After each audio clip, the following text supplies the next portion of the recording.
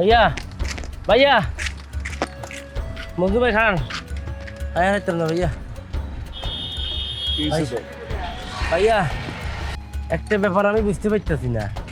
আপনি পুরো সারাদিন পরিশ্রম করছেন, টিভির উপর টিপ মারছেন, অন রাত এতটা বাজে হের আর আপনি টিভির উপরে আছেন ভাইয়া। তারপর আজকে দিনের বেলা আপনি রাসুলের দোকানের মধ্যে বাজি খেলতেন পারছেন না।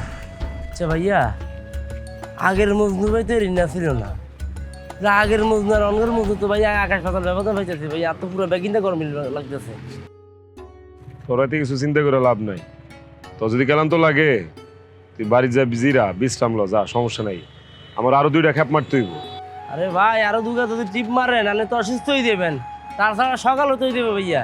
না, এত সহজ অসুস্থ হবো না, মনের একটা জোর আছে না। জায়গা তুই জায়গা, আমি আরো 2টা খ্যাপ মারি আইতেছি। আচ্ছা ঠিক আছে ভাই লন।